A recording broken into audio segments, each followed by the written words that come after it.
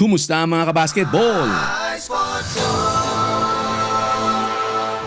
Sa kung ano sanang magiging 45th birthday ni Kobe Bryant noong isang araw, nagkaisa ang komunidad ng NBA sa pagdiriwang ng impluwensya ng Los Angeles Lakers legend. Isa sa mga nagbigay pugay ay ang Utah Jazz guard na si Jordan Clarkson ng Gilas Pilipinas din, na hindi lamang kinilala ang kahalagahan ng kabayanihan ni Kobe Bryant kundi ibinahagi rin ang mahalagang papel na ginampanan nito sa pagbuo sa kanyang sariling karera. Noong kanyang panahon sa Los Angeles Lakers mula 2014 hanggang 2016, naging magkasama si Clarkson at Bryant sa backcourt. Isang kabanata na nagpakita ng papel ni Bryant bilang isang mentor para sa rising young Phil Cager. Habang ipinapakita ang tattoo niya with Kobe, sinabi ni Clarkson na ang Black Mamba ay may malaking kahalagahan sa kanya bilang isang basketball player, ang maging kasama ang legend sa kanyang mga unang taon. Ayon kay JC, talagang si Kobe daw ang kanyang GOAT.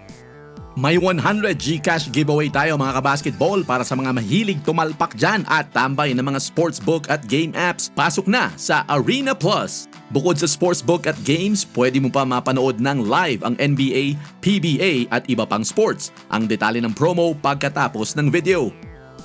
Isang tao daw ito kung saan marami siyang natutunan at malaking naging papel sa kanyang karera, at lalo na sa laro ng basketball. Ang gabay daw ni Bryant ang nagiging susi sa kanyang pagputok sa basketball dahil sa pagpasa nito ng kaalaman hindi lang sa kanya, maging na rin sa mga susunod na henerasyon. Ang paglago ni Clarkson ay hindi huminto sa kanyang panahon sa Lakers.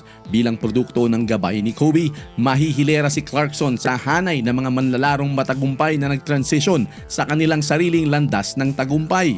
Samantala, nakakamanghaman ang paglalakbay ni Clarkson sa NBA. Siya'y nagmamarka na rin sa international na entablado bilang pangunahing manlalaro para sa koponan ng Gilas Pilipinas. Ginawa niyang buo ang Gilas Pilipinas na patuloy na nagsusumikap na manalo sa FIBA World Cup. Ang pag-angat na ito para sa tagumpay ay hindi nagiging sagabal sa kanya, bagkus ito'y nagbibigay sa kanya ng inspirasyon na palakasin ang kanyang laro at mag-iwan ng bakas sa pandaigdigang larong basketball. Sa labas ng basketball court, ang market para kay Clarkson ay napansin ng Chinese company na gumagawa ng sapatos na Anta. Pumirma ang Jazz star ng kontrata bilang ambassador ng kanilang brand, isang hakbang na hindi lamang nagpapakita ng kanyang impluwensya kundi nagbubukas din ng daan para sa posibleng pagpapatuloy ng kontrata sa darating na NBA season. Ang endorsement na ito, kasama ng malinis niyang reputasyon, ay higit pang nagpapalalim sa kanyang impluwensya sa loob at labas ng court. Ang dedikasyon ni Clarkson sa kanyang grassroots ay makikita kung paano siya nirerespeto ng kanyang koponan sa Pilipinas. Ipinagmamalaki ng mga coaches at kapwa manlalaro ang kanyang kababaang loob at dedikasyon, kaya siya ay naging integral part ng koponang Gilas. Pinuri ni Gilas head coach Chot Reyes ang pagtutok ni Clarkson sa koponan at hindi raw ito humihingi ng special treatment, bagkus ay buong pusong humaharap sa hamon kasama ng kanyang kapwa manlalaro. Sa pag-usad ng FIBA World Cup, hinaharap ni Clarkson ang matinding kompetisyon, kabilang ang mga laban sa mga manlalarong tulad ni na Karl Anthony Towns at ang kanyang kapwa manlalaro sa Jazz na si Simone Fontecchio. Bagamat ang tagumpay ang pangunahing layunin, ipinakikita ng paglahok ni Clarkson sa torneyong ito ang kanyang determinasyon na itaas ang pangalan ng Pilipinas sa larong basketball, hindi lamang dito sa Asia kundi sa buong mundo. Ang kwento ni Jordan Clarkson ay magkasabay na pagbibigay halaga sa pamana ni Kobe Bryant at pagbuo ng sariling landas sa pandaigdigang basketball. Ang kanyang karera ay nagbibigay importansya sa epekto ng mga manlalaro sa isa't isa at sa pangkabuuang komunidad ng basketball inside and outside the court. Dahil dyan, bukod sa puso ay meron na ring Mamba mentality ang Gilas. Sa mga mahilig tumalpak dyan, pasok na sa Arena Plus! Lahat ng paborito mong sports nandito sa Arena Plus at meron tayong 100 GCash promo para sa first-time users. Offer is good until further announcement, kailangan 21+.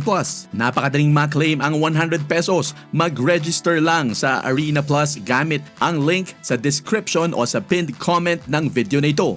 I-click ang register button sa upper right ng screen at pwedeng gamitin ang inyong phone number or email para mag-register. Click send para makuha mo ang verification code. automatic meron ka na kagad 20 pesos sa iyong account. Mag-cash in lang ng 100 pesos gamit ang mga convenient na payment systems. Kuha na ng screenshot ang inyong 100 pesos deposit at ipadala sa iSportZoneTV@gmail.com o i-private message sa iSportZone TV sa Facebook kasama ng inyong GCash number para maipadala ang inyong 100 pesos.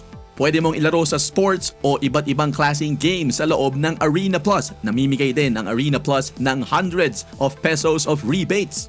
At ang maganda dyan ay pwede kang makapanood ng paborito mong sports kasama ang NBA at PBA sa loob ng app basta meron ka lang account. Kaya pasok na sa Arena Plus, i-click lang ang link sa description ng video na ito o sa pinned comment.